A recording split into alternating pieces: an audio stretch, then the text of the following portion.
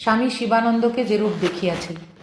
এই গ্রন্থ থেকে শ্রী উমাপদ মুখোপাধ্যায় লিখিত স্বামী শিবানন্দ শ্রী শ্রী মহাপুরুষ মহারাজের কয়েকটি উপদেশ পাঠ করছি।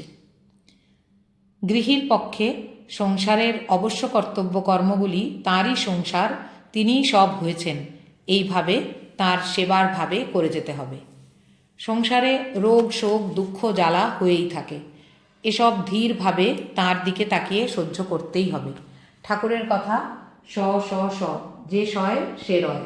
বিপদের একমাত্র ঔষধ সহ্য করা। সহ্য করো, আবার যথাসম্ভব চেষ্টাও করে যাও, দেখবে তাঁর কৃপায় সব পাবে। ঠাকুরই স্বয়ং ভগবান, কৃপা করে আমাদের জন্য নরদেহ ধারণ করেছিলেন, এ কথা সর্বদা মনে রাখবে। তিনি একমাত্র সত্য বস্তু, তাঁকে লাভ করাই, তাঁর স্মরণ মননে দিন যাপন করাই মানব জীবনের উদ্দেশ্য। অবশ্য তিনি যখন সংসারে রেখেছেন তখন সংসারের কর্তব্য করে যেতে হবে, তবে তিনি তোমার আপনার বস্তু, সর্বদা স্মরণ রাখতে হবে। শরীর নশ্বর, শরীরের বিনাশ নেই, এ কথা না জানার জন্যই আত্মীয়ের মৃত্যুতে লোকের দুঃখ শোক হয়।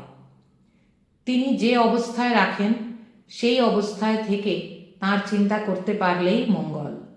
ব্রাহ্মণকে ব্রাহ্মণের নিত্য গায়ত্রী যথারীতি জপ করতে হবে। ইষ্ট গায়ত্রী ইষ্টমন্ত্র জপের পর করবে, সংখ্যা রাখার প্রয়োজন নেই, যতটুকু পারো করবে। জপে বসার পূর্বে আচমনটা রাখা ভালো, অবশ্য তাঁর চিন্তা করে বসলেই শুদ্ধ হওয়া যায়। আসন মুদ্রা প্রভৃতি করবার প্রয়োজন নেই। যে আসনে বসে জপ ধ্যানের সুবিধা হয়, অর্থাৎ আসন পিঁড়ি হয়ে বসে করাই ভালো। আচমন করো আর না করো, তাঁকে স্মরণ করে ধ্যান জপে বসবে। ধ্যান ও জপ উভয়ই সমান, কোনোটা ছোট কোনোটা বড় নয়, যখন যেটা ভালো লাগে। জপের সময় ইষ্টমূর্তির চিন্তা করবে, তাহলেই ধ্যানের কাজ হয়ে যাবে। জপের দ্বারাই কুণ্ডলিনী শক্তির জাগরণ হয়। জাগরণের লক্ষণ জপে আনন্দ বোধ হওয়া। বীজ ও নাম একই, নাম যার বীজও তাঁর, নাম এবং বীজ অভেদ। শ্রী শ্রী ঠাকুরের মূর্তি সম্মুখে রেখে তৎপ্রতি চেয়ে তাঁর চিন্তা করলে নিশ্চয়ই ধ্যান হবে। ঠাকুরকে এবং আমাদের নিত্য অন্তত একবার করেও স্মরণ করবে, শত কাজের মধ্যেও, তাহলেই সব হয়ে যাবে। তার যে প্রিয় সে যে আমাদেরও অতি প্রিয়।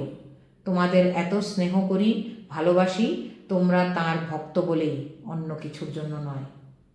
আমি একজন ভক্ত, জ্ঞানী, অপরের চেয়ে উচ্চ স্তরের ব্যক্তি, এইসব ভাব যেন মনে উদিত না হয়, তাহলেই সর্বনাশ।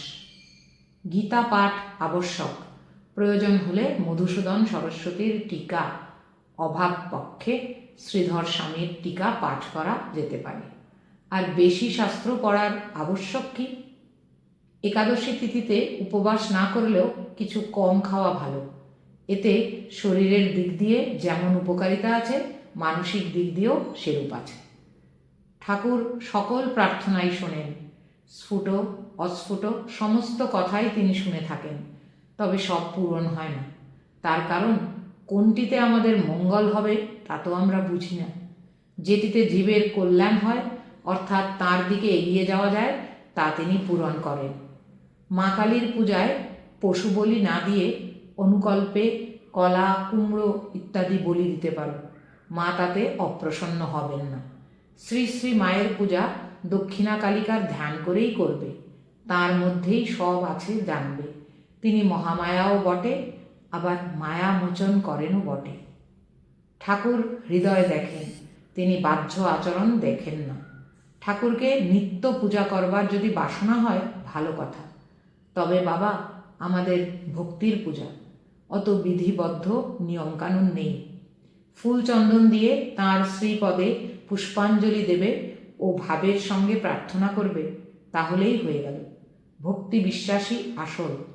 পূজা যদি ভক্তিহীন হয় তবে তো কিছুই নয়। তোমাদের হৃদয় মন সবই তাঁর চরণে সমর্পণ করেছ, তোমাদের ভাবনা কি? যে তাঁর চরণে সমুদয় সমর্পণ করতে পারে, তার আবার ভাবনা কি?